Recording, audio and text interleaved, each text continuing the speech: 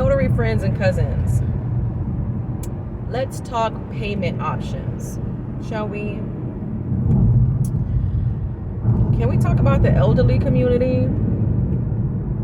So I just came from a evening appointment in Longwood, and normally if a client cannot book an appointment on my website or through my Calendly link, I won't say that. I've never had someone book an appointment or want to book with me but did not have PayPal, right? Now, I've heard of notaries accepting checks and things of that nature. I don't take checks, but you do have to pay to book my services. So normally you would pay my mileage fee before I leave my house, right? Well, this gentleman did not have PayPal, and he's in his 60s, right? So when he wanted to book the appointment, he was a referral, and he says that I really want to book your services because I know you dealt with so-and-so, and so-and-so said you did a great job, and I want you to do the same thing for me, right? Okay, cool, no problem. Here's my link, schedule your appointment. He responds back and says, I don't have PayPal, but I really want your services. Is there another way that I can book?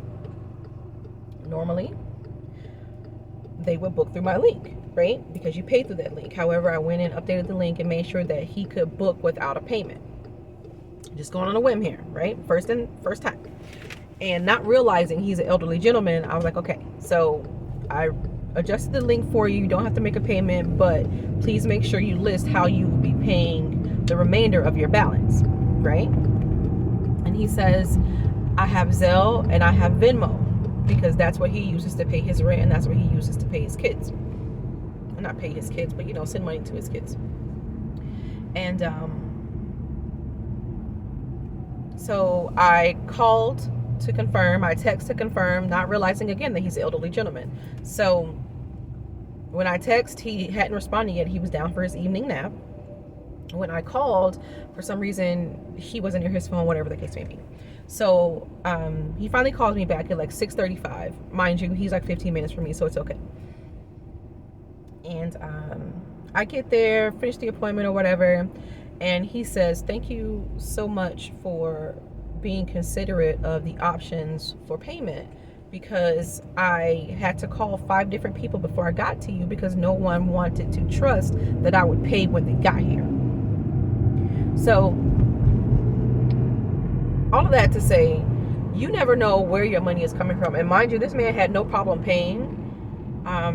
He even paid for the additional time that I sat there to talk to them. Had nothing to do with my notary appointment, but sat there, talked to them, got to know his wife, know that she's a nurse, and even asked me about my safety as a woman. How do I do it as a notary, because she knows it's dangerous. I love that, right?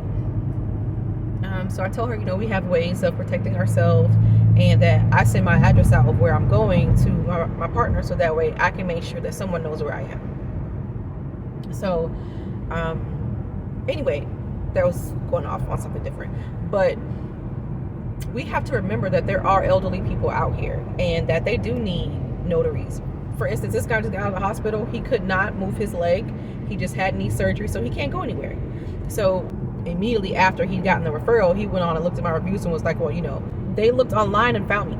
I was the first one that came up in their area. He saw my 5-star reviews and he wanted to book me. He says you can't trust everyone you hear, so I wanted to see what it looked like online. Mind you, people lie online too, but thank goodness he trusted me enough to allow me the opportunity to enter his home. That was his wife's main concern as a notary, or I'm sorry, as a woman, is how do notaries go into someone's home blindly but still feel protected and safe?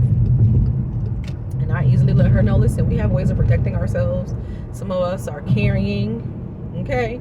And some of us, take classes and things like that.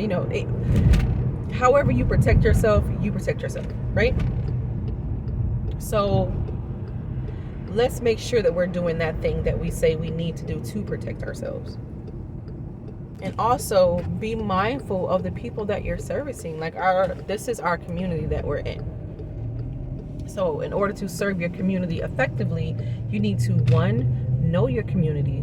Two, be as notaries, I think it's important to note that people depend on us to be flexible. People depend on us to be mobile, because that's the reason they're looking for us anyway, because we're mobile. So make sure that you are available on every platform you can be available. That way you can offer the most effective service efficiently. No matter how far you're traveling, think about your payment options. Think about what you want to accept, who you really are trying to serve. Who are your true clients? Whether you're doing weddings or general notary work or even loan signing, who are your clients? How do you market to them? How do you make your services accessible to them, so that way when they do find you, you'll be like a breath of fresh air. Got tongue tied. You'll be a breath of fresh air. Now, because it's Taco Tuesday, y'all know Taco Tuesday, I be busting down tacos. Anyway, so we're gonna go in here and get some tacos for the day, because I'm not cooking anything. It's almost 8 o'clock. I'm not cooking anything. So we're gonna go in here, have some tacos, make it a good day.